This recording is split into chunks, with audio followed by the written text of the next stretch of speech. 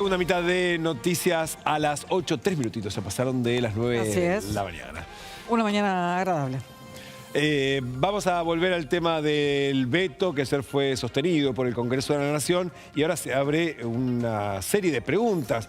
¿Qué va a pasar con precisamente el conflicto político, con el costo político que paga el gobierno? Estos 84, que fueron 87 para los jubilados, ¿alcanza para sostener la gobernabilidad? Lo hablamos con Sergio Berenstein, analista político, co-conductor del Tornillo aquí en el canal de la ciudad. Sergio, buen día, gracias como siempre. Hola, un placer, chicos, buen día. Bueno, tu lectura de lo que pasó ayer y en realidad pensando en lo que se le viene al gobierno. Para el gobierno fue un triunfo muy importante porque indudablemente estaba jugándose tanto desde el punto de vista material como simbólico mucho en esta sesión, ¿verdad? Por un lado, en lo material, como sabemos, bueno, no era un porcentaje importante, obviamente, del presupuesto, pero significaba en todo caso abrir una compuerta, ¿no? Claro. Y eso hacia futuro podía implicar, sobre todo ahora que se discute el presupuesto, bueno, un drenaje que eventualmente podía llegar a comprometer el objetivo del gobierno de sostener esta política fiscal tan austera a rajatabla, ¿no? Pero desde el punto de vista, creo yo, simbólico, es aún más importante, porque estos 2/3 que no se lograron ayer, en realidad tienen como, digamos, una especie de espejo, ¿no? Que es el del un eventual juicio político. Entonces, cuando uno mira ese espejo, hoy eso se despeja. Hablando de espejos, y la gobernabilidad entonces aparece más firme. Claro, es una gobernabilidad tienda. O sea, yo creo que hay que escuchar con mucha atención el discurso de Pichetto, cuando dijo, en vez de construir algo sólido, ustedes prefieren ir así de manera improvisada, no tienen plan económico, tienen objetivos económicos sin un plan de estabilización integral, no construyen coaliciones políticas. Esto no es serio, ¿no? Muestren el horizonte, le decía Pichetto. Y yo creo que en parte eso explica el riesgo país alto que todavía la Argentina tiene. Ahí la verdad que una política tan austera, tan comprometida con objetivos ortodoxos, que no sea refrendada por las calificaciones de riesgo, bueno, hay un componente institucional que ayer no quedó despejado, ¿no?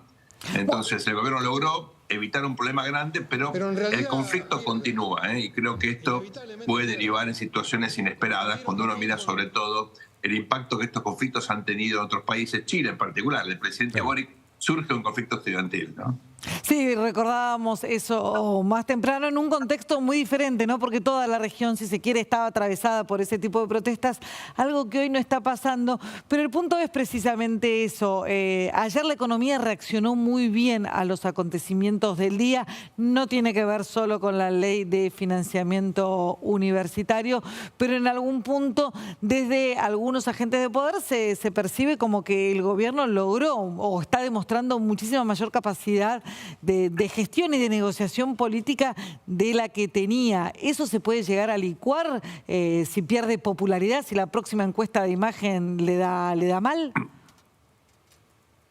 El gobierno logró un éxito en lo financiero. La economía real es otra cosa. Sí, claro. ¿No? Y me parece que hay que diferenciar esos dos planos, ¿no? Ayer los mercados obviamente festejaron esto, también lo de YPF fue muy importante porque se despeja un proyecto que para la Argentina, no solamente para el YPF, es crucial, sobre todo en materia de divisas, pero creo que la clave aquí es entender que en la medida que la economía real no se recupere, en la medida que no haya en materia de empleo, de recuperación del ingreso, bueno, una compensación, en todo caso, los esfuerzos que la sociedad está haciendo o viene haciendo ya hace tiempo, ¿no? Porque la verdad que la gran crisis empezó en el 18, Sí. y bueno, llevamos a 6 años de crisis, una locura, ¿no? Y te A los invierto, tumbos. el razonamiento. Si el gobierno lograra, de acá a los próximos 6, 7 meses, lograra que se empezara a percibir una mejora, ¿con eso ya le alcanza y ya tiene el camino allanado hacia las legislativas o tampoco es para tanto? Yo creo que es condición necesaria, pero no suficiente. Hace falta un armado político, luego tener buenos candidatos, tener una narrativa. Acá se juega algo que es significativo, ¿no? Porque en las elecciones de mitad de mandato, tanto de Trump como de Bolsonaro, bueno, estaba más o menos claro que se sostenía más o menos el umbral de votos, pero no crecían esos proyectos, ¿no? Y en las elecciones de renovación de esos mandatos, de reelecciones, ambos perdieron. Claro. Entonces Milei tiene que cuidadosamente pensar una estrategia electoral donde la economía va a ser naturalmente el principal elemento, pero no el único, y la construcción política, creo yo, requiere, bueno, un poquito de atención, ¿no? El general presidente delega esto. Ahora, es cierto lo que ustedes marcaban, ¿no? Es un gobierno anticasta que se mueve mucho mejor en la casta que en la sociedad. En parte porque es parte de la casta, tiene funcionarios que siempre fueron parte del entorno político, como por ejemplo Guillermo Franco, pero no es el único. Y eso le da el apellido Menem, por ejemplo, ¿no? Y eso le da capacidad de construir alianzas ad hoc, contingentes, pero que le permite ir superando estos obstáculos. Y hablando de esas alianzas ad hoc, vos marcabas el discurso de Pichetto que venía acompañado de dos cosas que se votaron también y que pasan un poco desapercibidas, pero son relevantes. Una, la advertencia de que puede cambiar el modo en que rijan los decretos de necesidad de urgencia, con lo cual Milei perdería una herramienta hoy clave de gestión.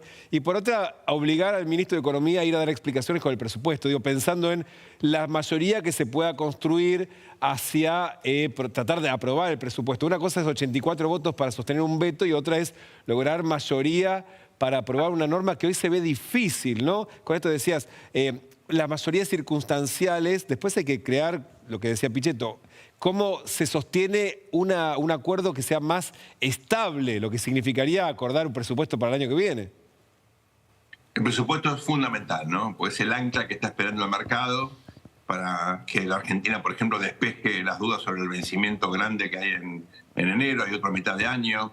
El gobierno dice que tiene la plata, pero el mercado no le cree. Curiosamente, el gobierno más premercado de la historia, con un presidente y un ministro, bueno, no sé si tuvieron oportunidad de revisar el reportaje del Financial Times, que es muy importante, ¿no? Dos funcionarios tan promarcados que al mismo tiempo se muestran hiperpragmáticos y, bueno, con cierta distancia al riesgo. No quieren salir del cepo si eso no implica más o menos un horizonte de estabilidad ex post, cosa que la verdad que nadie te puede garantizar nunca en Argentina. Pero bueno, el punto es que lo que uno rescata de eso, ¿qué es? ¿No? Bueno, que es un gobierno que cree que tiene las credenciales ya bien firmes en el mercado y no hace falta que, por ejemplo, el ministro vaya al Congreso a defender su presupuesto. Bueno, la política no va a soportar eso, ¿no?